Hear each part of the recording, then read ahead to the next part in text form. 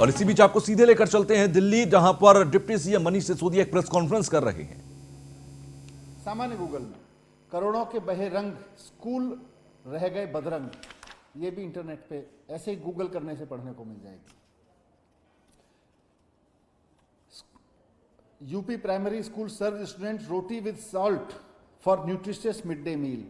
Mid day meal में रोटी के साथ नमक देकर, नमक परोसकर, सब्जी की जगह नून रोटी देकर बच्चों का स्वास्थ्य बनाया जा रहा है। और जब हमें याद है ये घटना, क्योंकि मैंने तो अभी गूगल किया तो सामने आई, जब एक पत्रकार ने ये सच्चाई सामने लाई थी कि उत्तर प्रदेश के सरकारी स्कूलों में मिड डे मील की जगह नून रोटी खिलाया जा रहा है, नमक रोटी खिला रहे हैं बच्चों को, तो उस पत्रकार को जेल में रहना पड़ा था स्कूल की रिपोर्ट करने के बारे में। मेरठ में तालाब बन चुके प्राइमरी स्कूलों में पढ़ने को मजबूर है नौनिहाल। मेरठ, उत्तर प्रदेश। यूपी के 28,000 से ज़्यादा स्कूल ऐसे जहां आज तक बिजली नहीं पहुंची। उत्तर प्रदेश के 28,000 स्कूल हैं जिनमें बिजली नहीं है। सरकारी स्कूलों की ऐसी स्थिति है, कहीं बना तबेला तो कहीं बना जर्जर। दैनिक भास्कर की रिपोर्ट है और ये रिपोर्ट नीति आयोग की एक रिपोर्ट पर आधारित है। उसमें लिखा हुआ है कि कई स्कूल तो तबेला बन गए हैं जहां स्टूडेंट की जगह भैंस बकरी आदि बंधे हुए नजर आते हैं। 53,000 स्कूलों में फर्नीचर नहीं है, 35,000 स्कूलों में बाउंड्री वॉल नहीं है, 60,000 स्कूलों में बिजली नहीं है, हजारों स्कूलों में जेंट्स और लेडीज टॉयलेट्स नहीं है, पीने पानी की व्यवस्था नहीं है। ये नीति आयोग की रिपोर्ट में कहा गया है। सो बेसिकली ये तस्वीर थोड़ी सी उत्तर प्रदेश के स्कूलों की इसलिए सामने रखी। वैसे तो गूगल पे आपको आसानी से मिल जाएगी। आप उत्तर प्रदेश के स्कूलों की स्थिति पे अगर ज़रा भी टाइप करें तो यूपी के स्कूलों की तस्वीर आपको सामने नजर आएगी। ये खबरें बताती हैं कि उत्तर प्रदेश के जो स्कूल हैं वो किस हालात में हैं। वहाँ पढ़ने वाले आम आदमी, किसान, मजदूर, कस्बों में रहने वाले लोगों, छोटे व्यापारियों, इन सब के बच्चों की स्थिति क्या है, उनका भविष्य क्या है, क्या भविष्य दिया जा रहा है वहाँ के बच्चों को, ये सब वो तस्वीर साफ कर रहे हैं। मैं ये रिपोर्ट्स के आधार पर जो यूपी के स्कूलों की स्थिति है, मैं उत्तर प्रदेश के मुख्यमंत्री योगी आदित्यनाथ जी को निवेदन करना चाहता हूं कि 4 साल बहुत ऐश कर ली, 1 साल बचा हुआ है आपके पास।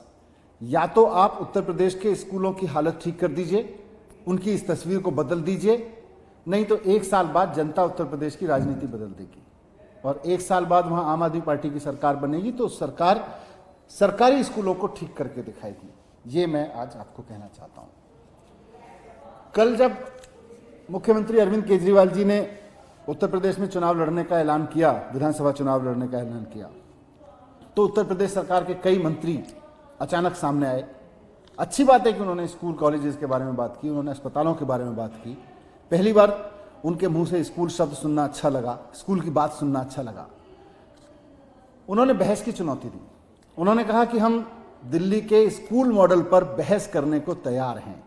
दिल्ली का स्कूल मॉडल बनाम उत्तर प्रदेश का स्कूल मॉडल, इस पे बहस करने को तैयार हैं। उन्होंने, उत्तर प्रदेश सरकार के मंत्रियों ने, योगी जी के मंत्रियों ने मुझे चुनौती दी कि हम आके स्कूल देख लें, उत्तर प्रदेश के गांवों के स्कूल देख लें। मुझे ये दोनों चुनौतियां स्वीकार हैं। मैं ये दोनों चुनौतियां स्वीकार कर रहा हूं।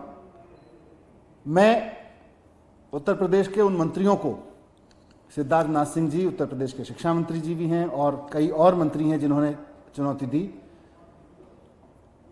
मैं उनको चुनौती देकर कहना चाहता हूं कि अब मैं बहस करने के लिए तैयार हूं, मैं आ रहा हूं। मैं आने वाले मंगलवार को, अगले हफ्ते यानी 22 दिसंबर को मंगलवार को मैं लखनऊ में रहूंगा। मैं सुबह लखनऊ पहुंच जाऊंगा। आप बता देना किससे बहस करनी है। योगी जी से बहस करनी है, शिक्षा मंत्री जी से बहस करनी है, सिद्धार्थ नाथ सिंह जी से बहस करनी है, उप मुख्यमंत्री जी से बहस करनी है, किससे बहस करनी है, किससे ओपन डिबेट करनी है। उत्तर प्रदेश के सरकारी स्कूलों के बारे में और दिल्ली के सरकारी स्कूलों के बारे में मैं बहस करने के लिए आ रहा हूं। आप मुझे बताइए कहां आना है, कितने बजे पहुंचना है, आप मुझे बता दीजिए। मैं वहां पे आऊंगा और हम चर्चा करेंगे, खुली ओपन डिबेट करेंगे उत्तर प्रदेश के स्कूलों के बारे में, सरकारी स्कूलों के बारे में और दिल्ली के सरकारी स्कूलों की स्थिति के बारे में।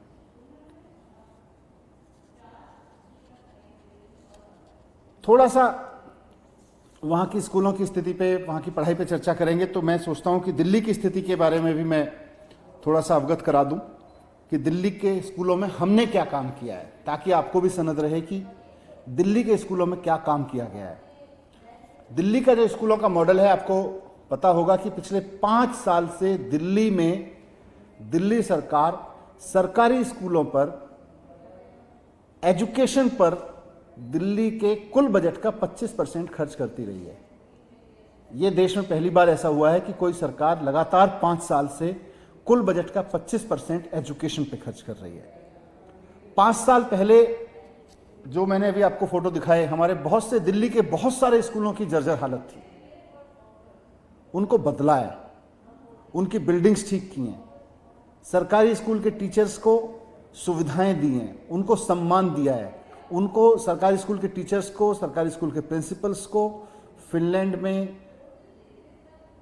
अमेरिका के हार्वर्ड में, कैम्ब्रिज में, सिंगापुर में, जर्मनी में, मॉस्को में ट्रेनिंग के लिए भेजा है। आईएम में अपने सारे हेड ऑफ द स्कूल्स की ट्रेनिंग कराई है। और इनकी वजह से आज हमारे सरकारी स्कूलों का रिजल्ट, दिल्ली के सरकारी स्कूलों का 12वीं का रिजल्ट 98% था इस साल।